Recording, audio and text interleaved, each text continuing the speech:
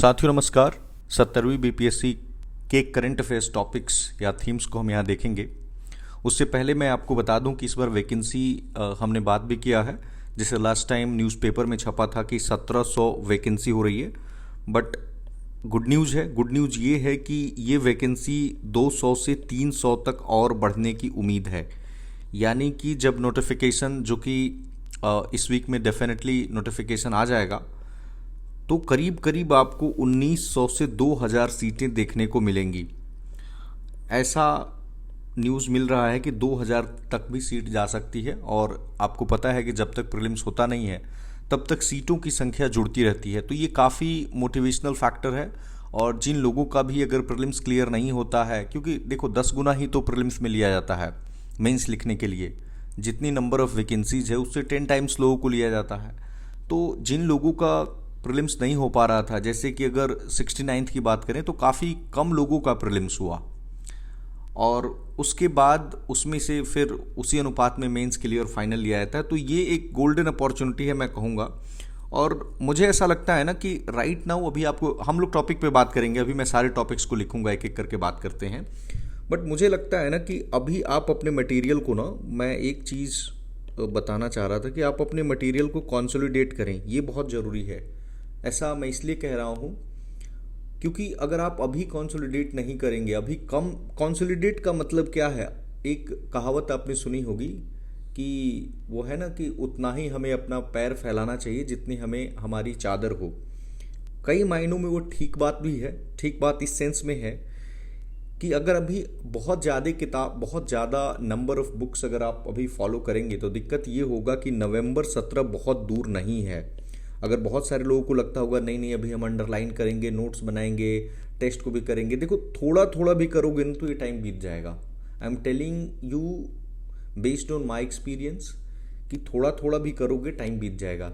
सो आप जितना भी मटेरियल आपके पास है, जो बेसिक मिनिमम है सारे सब्जेक्ट्स का, कोई भी सब्जेक्ट इग्नोर नहीं करना है, not even a single subject आपको इग्नोर नहीं करना है, उनको आप करते हुए चलें। और एक मैं आपको प्लान बता देता हूँ। देखो 5 अक्टूबर तक आपका पहला रिवीजन कंप्लीट हो जाना चाहिए। 31 अक्टूबर तक आपका सेकंड रिवीजन कंप्लीट हो जाना चाहिए। और 15 नवंबर तक आपका थर्ड रिवीजन कंप्लीट हो जाना चाहिए। ये एक ब्रॉड प्लान है। इस ब्रॉड प्लान को आप फॉलो करें। अब अगर अभी आपको लगता है कि ये कैसे होगा, तो ये 5 अक्टूबर इसलिए लिखा है बिकॉज आई एम श्योर कि आप में से बहुत सारे लोग इस रिवीजन मोड में ही है और 5 अक्टूबर तक अपना किसी भी तरह फॉलो करके और इसको रिवीजन को कर लेंगे। फिर ये 3 रिवीजन बहुत ज़रूरी है। हम टॉपिक्स को अब देख लेते हैं एक एक करके।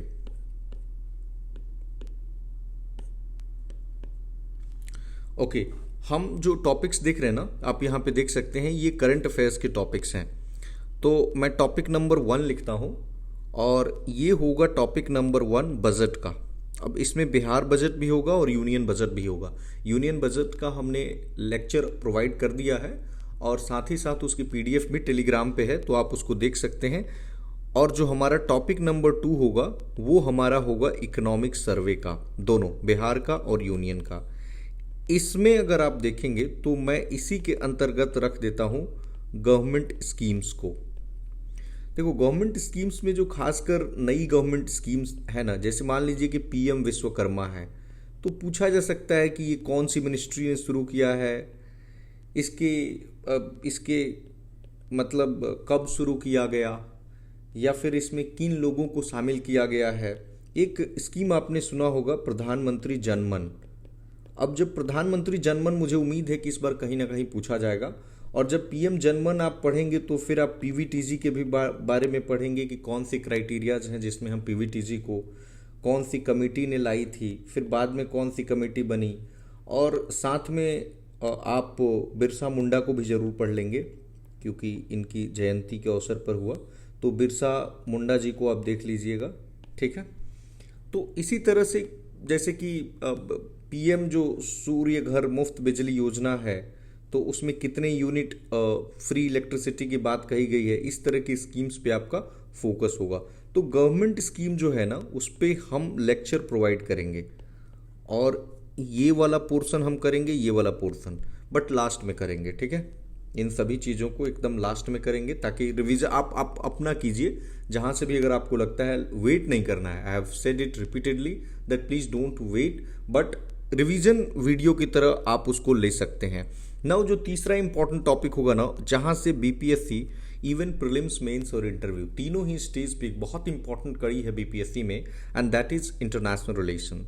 इंटरनेशनल रिलेशन को आई ट्राई टू सब divide it into various parts like organisations, institutions. बहुत सारे ऑर्गेनाइजेशंस हैं, जैसे मान लीजिए कि अभी ब्रिक्स का समिट रसिया के काजान में होने जा रहा है। अच्छा, इसमें अगर आप लॉजिक लगाएंगे तो थोड़ा इस बार फेल हो जाएगा, क्योंकि नॉर्मली ब्रिक्स का समिट इसी क्रम में चलता है, BRICS। तो क्या हुआ कि लास्ट टाइम आपने देखा 2023 में कि साउथ अफ्रीका में हुआ, लेकिन इस बार ब्राज़ील में नहीं हो रहा है, ब्राज़ील ने मना कर दिया। ब्राज़ील में G20 का समिट हो रहा है, तो जब ब्राज़ील मना किया तो जाहिर सी बात है कि रसिया का टर्न आ जाएगा, और उसके बाद अगले साल इंडिया का टर्न आ जाएगा। तो इंडिया का टर्न लास्ट टाइम आया था 2021 में, लेकिन अगली बार आ जाएगा 2025 में। तो करीब 15 अक्टूबर के आसपास, 14-15 अक्टूबर के आसपास ये काजान में ये समिट होने जा रहा है।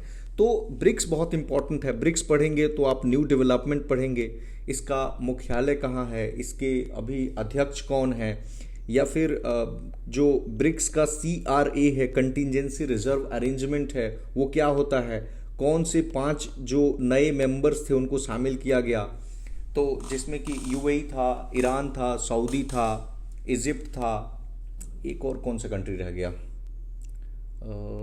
इजिप्ट, एक और कोई कंट्री, एक शायद कोई कंट्री रह रहा है। बेसिकली 5 कंट्री जो है इसमें शामिल हुए थे नए, तो उसको देख लेंगे। अर्जेंटीना ने मना कर दिया था बाद में, वैसे तो 6 कंट्री को होना था, तो अर्जेंटीना ने मना कर दिया था।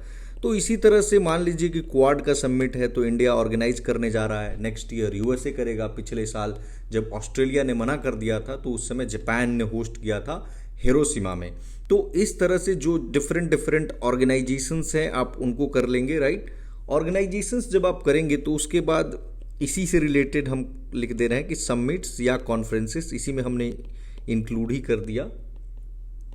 इसके अलावा आपने एक्सरसाइजेज देखी होंगी, बहुत सारे डिफेंस एक्सरसाइजेज होते हैं, जैसे कि नेपाल के साथ हमारा सूर्य किरण है, या फिर युद्ध अभ्यास USA के साथ है, या मित्र शक्ति किसके साथ है, मित्र शक्ति बताइए आप, मित्र शक्ति श्रीलंका के साथ है। और केवल अगर शक्ति की बात कहेंगे तो ये किसके साथ है, फ्रांस के साथ है। तो बेसिकली आप समझ गए कि पॉइंट क्या है, कि जो भी एक्सरसाइजेज हैं, जैसे रेड फ्लैग अमेरिका के साथ है, रिमपैक भी अमेरिका के साथ। रेड फ्लैग, जैसे कि रेड फ्लैग इस बार कहाँ हो रहा है, तो अमेरिका में ही हो रहा है, और एयरफोर्स का एक्सरसाइज है। जबकि रिमपैक भी जो है, रिमपैक US के साथ ही है, बट रिमपैक नेवल एक्सरसाइज है। तो ये भी कई बार पूछ देता है कि नेवल है या क्या है। जैसे मुझे याद है, अगर शायद 64th में पूछा था कि जो जापान के साथ एक्सरसाइज होता है जिमेक्स, तो ये क्या है, मतलब आर्मी का है या नेवल है। तो जापान और इंडिया का जो मैरीटाइम एक्सरसाइज है, तो इससे रिलेटेड पूछ देता है। या अगली बार पूछ सकता है, जापान के साथ हमारा होता है धर्मा गार्डियन, तो उसको पूछ सकता है। नाउ एक इम्पॉर्टेंट, इवन UPSC में भी ये सवाल आते हैं, और ये तो सवाल UPSC में भी सारे आते हैं, प्लेसेस इन न्यूज, जो जगह चर्चा में होते हैं वो बहुत ज़्यादा पूछे जा सकते हैं। जैसे कि मान लीजिए कि फ्रांस चर्चा में है, क्योंकि पहला यूरोपीय देश है जो इंडिया का जो यूनिफाइड पेमेंट इंटरफेस को अपनाया है, या और भी कई कारण हैं। जैसे मान लीजिए थाईलैंड है, तो ये साउथ ईस्ट एशिया का पहला देश है जो LGBT कम्युनिटी है, LGBT, तो इनके मैरिजेज को एक्सेप्ट कर रहा है। तो इस तरह के जो प्लेसेस इन न्यूज़ है ना, और इवन जो प्लेसेस इन न्यूज़ है ना नेशनल लेवल पे, वो भी बहुत इंपॉर्टेंट हो जाते हैं। जैसे मान लीजिए कि JNK में कोई घटना हुई, हिमाचल प्रदेश में कोई घटना हुई। जैसे हिमाचल प्रदेश ने क्या किया कि शादी की उम्र को 18 से बढ़ा करके 21 कर दिया है विमेन का, तो पहला स्टेट बन गया है। तो इस तरह की चीज़ें इंपॉर्टेंट हो जाती हैं। नाउ प्लेसेस इन न्यूज़ के बाद हम देखेंगे अपॉइंटमेंट्स, और ये भी नेशनल और इंटरनेशनल दोनों लेवल पे ही आप देखेंगे।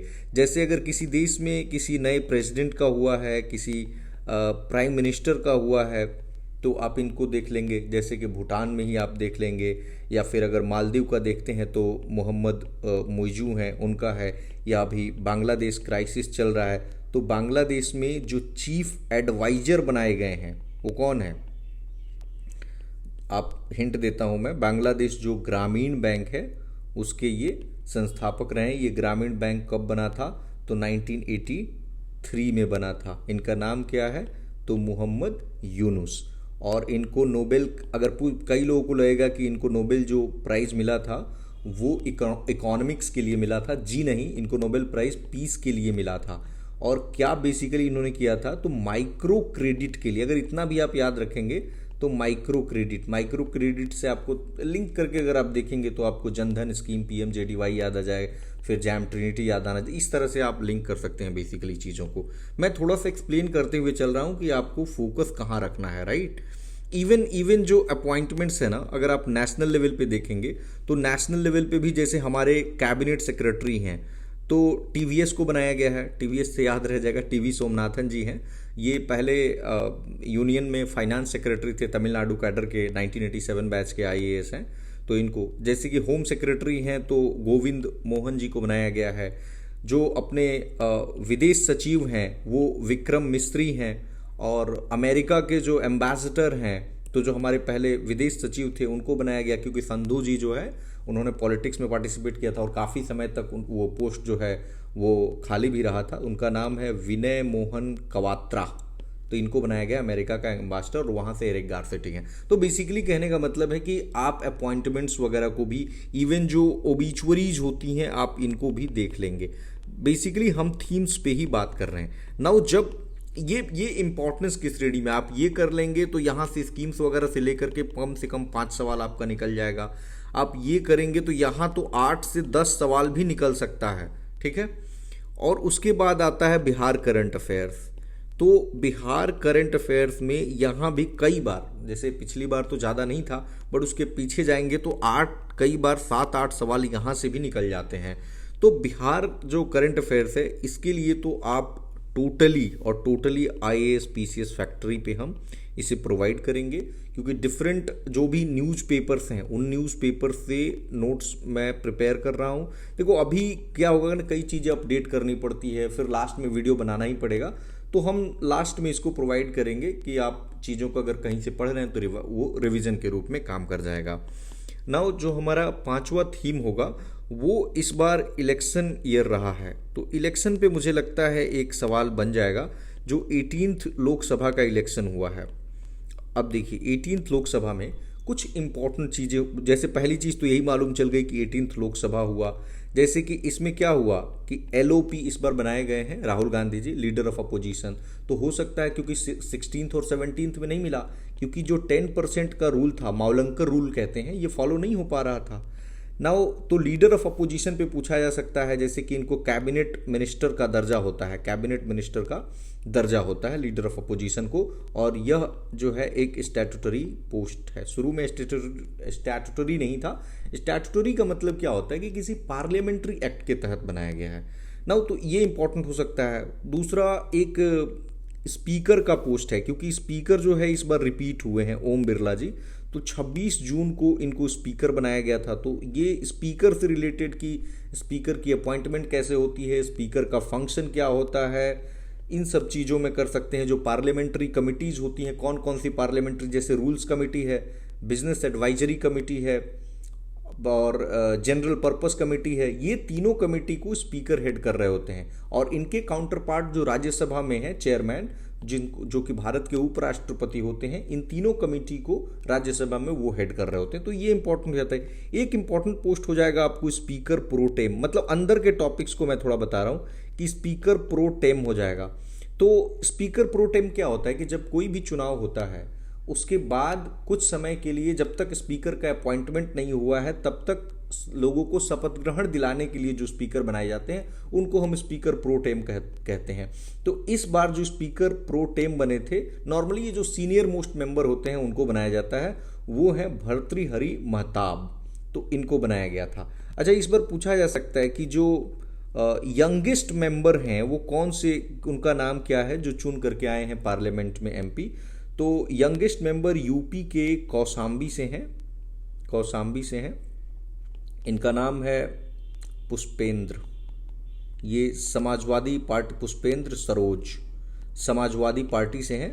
तो फिर आएगा कि ओल्डेस्ट मेंबर कौन है, तो ओल्डेस्ट मेंबर है TR बालू। मैं थोड़ा थोड़ा लेक्चर में कुछ कॉन्सेप्ट भी बोल दे रहा हूँ या कुछ फैक्ट्स बोल दे रहा हूँ। TR बालू ये DMK से हैं, ठीक है। तो इस तरह से विमेन पे क्वेश्चन पूछा जा सकता है। जैसे अगर विमेन का क्वेश्चन करूं तो विमेन में खासकर आप बिहार से कौन कौन सी विमेन हैं जो इस बार चुन के आई हैं। ऐसा पहली बार हुआ है 1999 के बाद 2024 का साल ऐसा रहा है कि पहली बार हुआ है कि 5 महिलाएं बिहार से चुनकर आई हैं। जैसे पिछले लोकसभा में आप देखेंगे तो सिर्फ 3 महिलाएं थीं। तो अगर ये आपको जरूर याद रखना चाहिए कि इवन जो लोग इंटरव्यू दे रहे हैं उनको भी ध्यान रखना चाहिए कि वो कौन कौन सी महिलाएं हैं। तो अगर मैं नाम दे दूं तो ये आप लिख ही लीजिए अगर आप नोट डाउन कर रहे हैं तो जो वैशाली है, वैशाली से चुनकर आई हैं वीना देवी, और ये पॉलिटिकल पार्टी का नाम है LJP-R, ठीक है। फिर अगर हम बात करें सिवान से, तो सिवान से है विजय लक्ष्मी कुशवाहा, और ये JDU से हैं, ठीक है। पॉलिटिकल पार्टी का भी नाम आप याद रख लेंगे। फिर आप समस्तीपुर से देखेंगे तो समस्तीपुर से हैं शांभवी चौधरी, शांभवी चौधरी। इनकी पॉलिटिकल पार्टी का नाम अगेन LJP-R यानी रामविलास पासवान है। इसके अलावा शिवहर से आप देखेंगे तो JDU से चुनकर आई हैं लवली आनंद। 5 वुमेन है, इनका नाम और पॉलिटिकल पार्टी और जगह का नाम आप JDU से हैं। एक कौन सा बच गए, एक कोई क्षेत्र बच रहा है, वैशाली, सिवान, समस्तीपुर, शिवहर,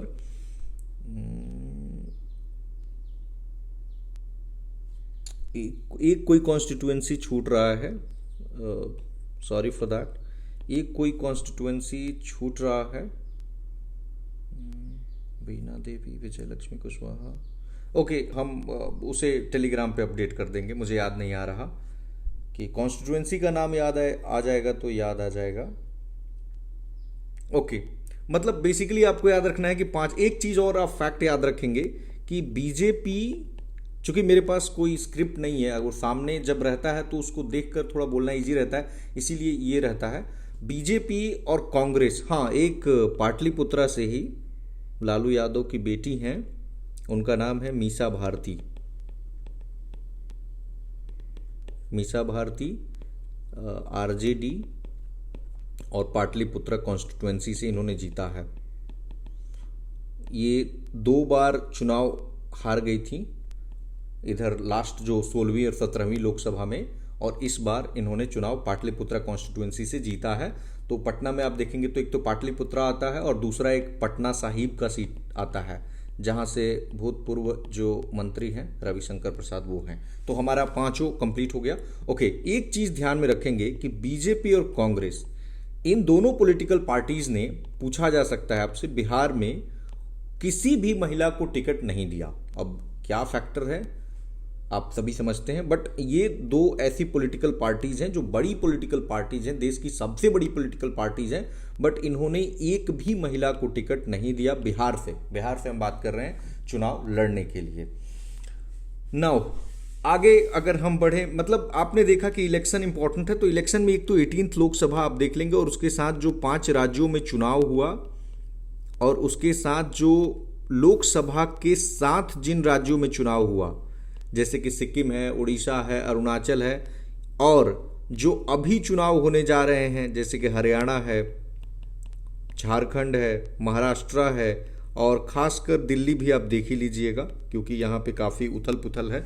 तो ये चुनाव वाले जो क्षेत्र हैं उसमें देखिएगा। अच्छा, नोटा से रिलेटेड अगर मैं थोड़ा सा बात कर दूं तो नोटा का जो मैंने टेलीग्राम पे अपडेट किया भी था, नोटा का सबसे ज़्यादा जो वोट पड़ा ना वो इंदौर में और नोटा पे, और अगर स्टेट्स की बात करें तो सबसे ज़्यादा बिहार में, और बिहार में सबसे ज़्यादा कहाँ पे, तो गोपालगंज में। गोपालगंज में करीब करीब 42,000 नोटा का वोट पड़ा था, और सांसद हैं यहाँ से आलोक कुमार सुमन। आलोक कुमार सुमन, डॉक्टर आलोक कुमार सुमन है, ये डॉक्टर ही हैं। ओके, और आलोक कुमार सुमन, और 1982 के बाद if I am not wrong तो ये पहले कैंडिडेट हैं जो रिपीट हुए हैं।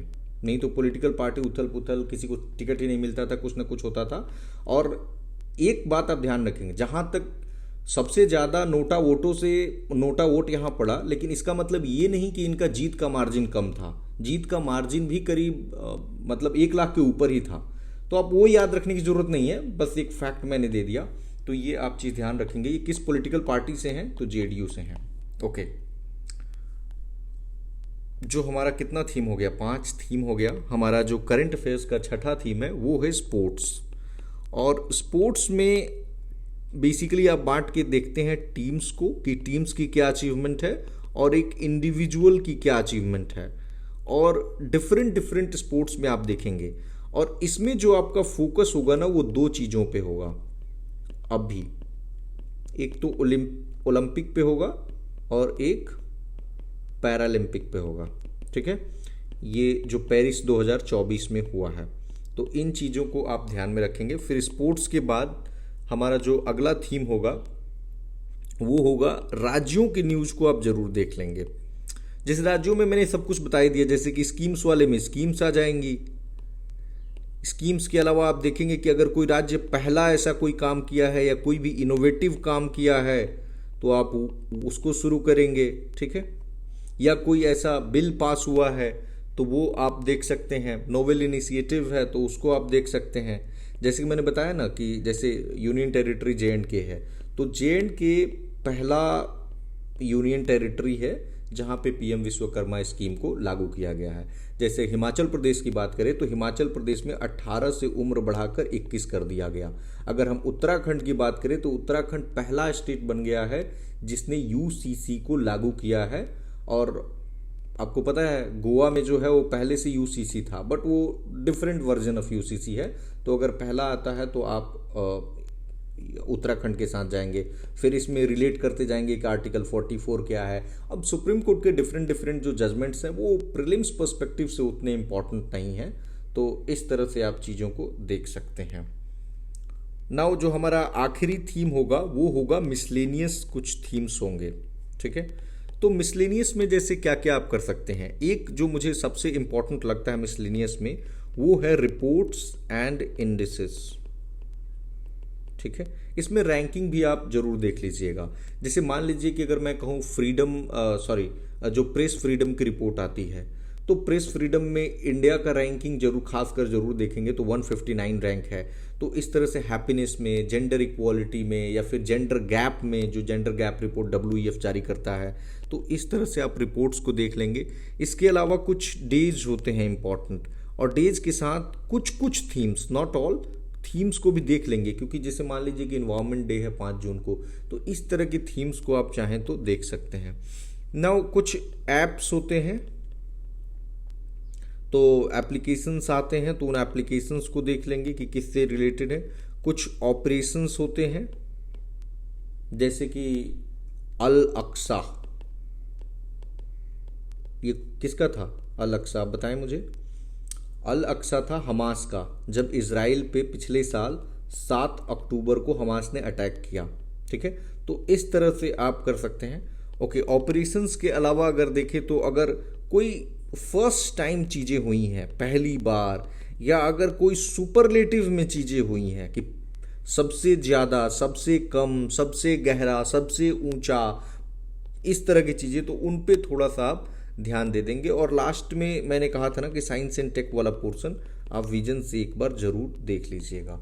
तो बेसिकली ये हमारा थीम रहेगा, और इन्हीं थीमों के इर्द गिर्द आप मल्टीपल टाइम्स रिवाइज करेंगे तो मुझे लगता है करंट अफेयर्स के अगर मान लेते हैं 30 सवाल आते हैं तो आप 28 सवाल कर देंगे। और मेरा ऐसा पर्सनली मानना है कि करंट अफेयर्स ही एक ऐसा सेक्शन है जहां आप लोगों से लीड लेने में बहुत आसानी होती है, और इवन पिछड़ते भी हैं तो यहीं पिछड़ते हैं। धन्यवाद।